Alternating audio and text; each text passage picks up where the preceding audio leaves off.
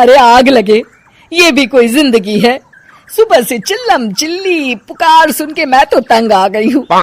अरे वो भी क्या दिन थे जब मैं गांव में रहा करती थी। पहले बड़ी सुखी थी मैं। पहले मेरी जिंदगी क्या थी और अब क्या हो गई है। शहर में तो लोग भेड़ बकरी की तरह जीते हैं। जीने का असली मजा तो गांव में है। क्यों, क्या हुआ माँ जी? आज गांव की बहुत याद आ रही है आपको? अरे हाँ बहू, शहर का जीना भी कोई जीना है। लोगों की आधी जिंदगी तो सड़कों के ट्रैफिक में निकल जाती है और यहाँ रखा ही क्या है। एक बात कहूँ, दिल्ली शहर अब पहले जैसा नहीं रहा। क्या माँ, जब देखो गांव के गुणगान गाती रहती हो। ठीक है, इस बार ना बच्चों के कॉलेज की छुट्टियों में हम सब गांव चलेंगे, ठीक है? हाँ, ये ठीक है। फिर कुछ दिनों के बाद सारा परिवार अपने गांव चला जाता है। अरे वाह, कितनी ताजी और साफ हवा है, कितनी शांति है यहाँ। चल बहू, अब बढ़िया सा खाना बना दे, मजे से आंगन में बैठ के खाएंगे। सुशीला गांव का माहौल देख बड़ी खुश होती है। 2 दिन के बाद गांव की कुछ औरतें सुशीला के घर आती हैं। बड़े दिनों के बाद गांव आई है सुशीला। हमें तो लगा कि तू शहर जाके गांव को भूल गई। और बतिया, तेरी बहू कैसी है? जरा मिलवा तो उससे। अरे मेरी बहू तो लाखों में एक है। बड़ी किस्मत वाली हूँ मैं जो मुझे जानकी जैसी बहू मिली है। हमेशा मेरी सेवा में लगी रहती है और आज तक कभी पलटकर जवाब नहीं दिया उसने। सुशीला की बातें सुनकर सभी औरतें हंसने लगती है।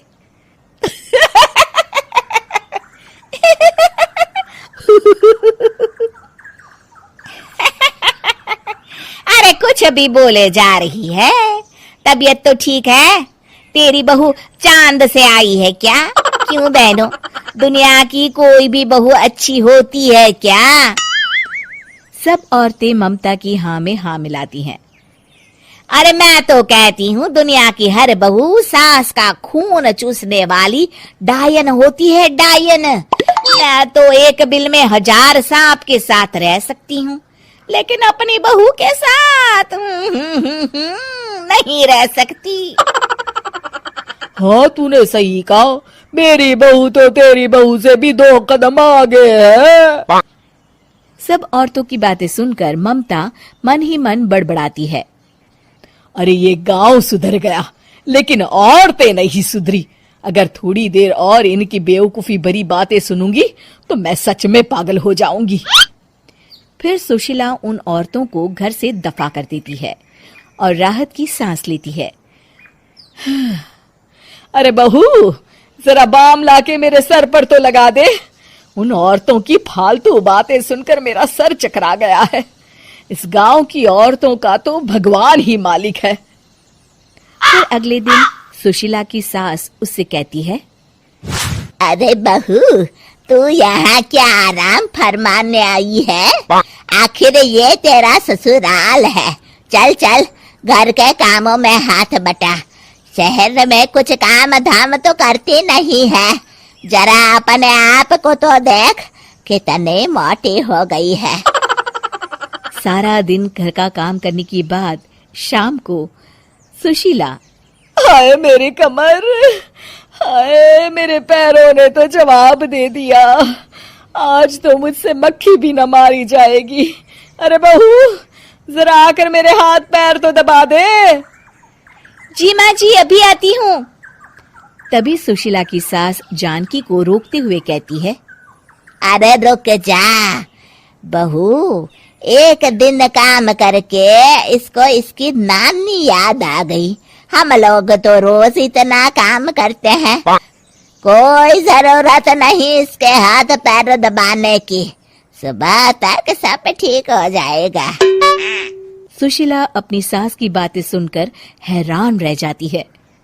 इस तरह धीरे धीरे गांव आने के बाद सुशीला की परेशानी शुरू हो जाती है। फिर एक दिन अरे आज तो मैं कपिल शर्मा देखूंगी क्योंकि आज संडे है। सुशीला जैसे ही टीवी ऑन करती है तभी बिजली कट जाती है। अरे सत्यानाश, इस बिजली को भी अभी जाना था। इतने दिनों से मैं टीवी सीरियल देख नहीं पाई।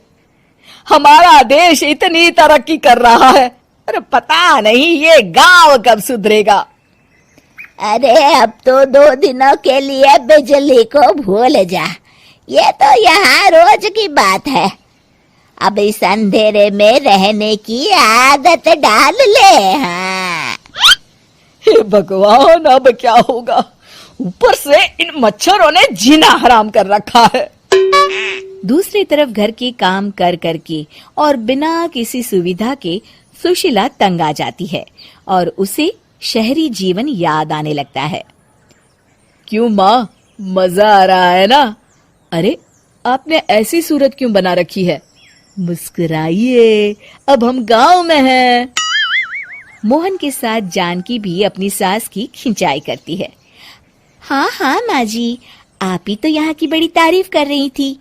फिर अभी तो कुछ ही दिन बीते हैं, वैसे भी अब तो आप यहीं रहने वाली हैं ना? अरे नहीं नहीं बहू, मैं एक दिन और यहाँ रुकी तो मर जाऊंगी। मुझे शहर ले चलो। क्या दिन थे, कितनी सुखी थी मैं वहां। ठीक है माँ, हम कल ही वापस शहर चले जाएंगे। इस तरह सुशीला शहर आ जाती है और फिर कभी दोबारा गांव जाने की जिद नहीं करती। उम्मीद है कि आपको हमारी ये कहानी पसंद आई होगी। कृपया हमारे चैनल को सब्सक्राइब करें और सभी अपडेट्स के लिए बेल आइकन जरूर क्लिक करें। और हाँ, वीडियो लाइक और शेयर करना मत भूलिएगा।